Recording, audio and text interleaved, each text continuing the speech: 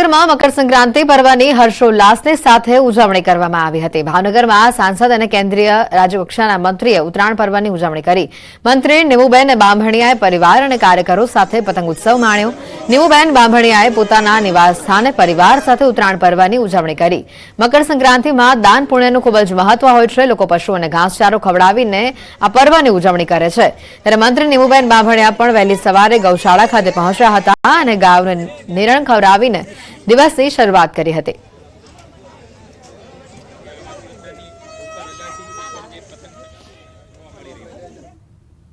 અમરેલી જિલ્લાના સાંસદ અને ધારાસભ્ય કાર્યકર્તાઓ સાથે પતંગ ચગાવી ઉત્તરાયણ પર્વની ઉજવણી કરી। સાવરકુંડલાના ધારાસભ્ય મહેશ કસવાલાએ પતંગ ચગાવ્યા। ઉત્તરાયણ નિમિત્તે સાવરકુંડલામાં મહેશ કસવાલાએ એક દેશ એક ચૂંટણીના સ્લોગન સાથેના પતંગો ચગાવ્યા હતા અને શહેરમાં વિતરણ પણ કર્યા હતા। ત્યારે ભાજપના કાર્યકર્તાઓ સાથે અને આ એક અનોખા સંદેશની સાથે પતંગ ઉત્સવ તેઓએ મનાવ્યો। સાથે જ અમરેલીના સાંસદ ભરત સુતરિયાએ પણ પતંગ ઉડાવીને એક દેશ એક ચૂંટણીનો સંદેશો પાઠવ્યો।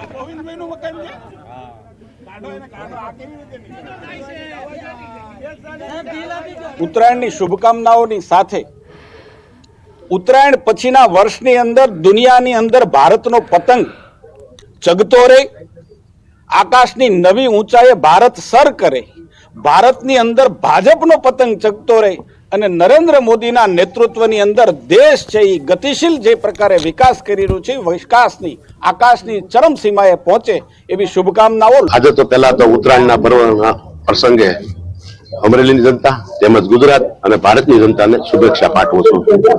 આજના દિવસે જેમ અમારા મહેશભાઈ અને અહીંયા જે ભાઈચારો બતાવ્યો કુંડલાની જનતાએ, એવી જ રીતે આખા દેશની અંદર આજ ભાઈચારાથી આજ પતંગનો ઉત્સવ અને પતંગ સગાવી રહ્યા છે। અમદાવાદના મણિનગરમાં કોંગ્રેસ નેતા ભરતસિંહ સોલંકીએ કાર્યકર્તાઓ સાથે ઉત્તરાયણની ઉજવણી કરી। કોંગ્રેસ નેતાએ પતંગ ચગાવી ઉત્તરાયણ પર્વની ઉજવણી કરી। ઉજવણીમાં કોંગ્રેસના કાઉન્સિલરો અને કાર્યકર્તાઓ પણ જોડાયા હતા।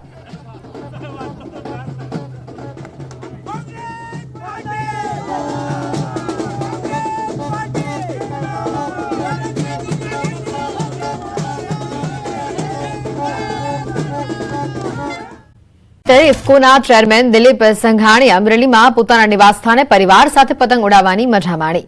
ધાબા ઉપર ચઢીને પોતાના પરિવારના સભ્યો સાથે તેઓએ પતંગ ચગાવ્યા। આ પ્રસંગે તેમણે પતંગ ચગાવતી વખતે પશુ પક્ષીઓનું પણ ખાસ ધ્યાન રાખવા માટે પતંગ રસિયાઓને અપીલ કરી છે। આ સાથે જ સૌને ઉત્તરાયણ પર્વની શુભકામનાઓ પણ તેઓએ પાઠવી।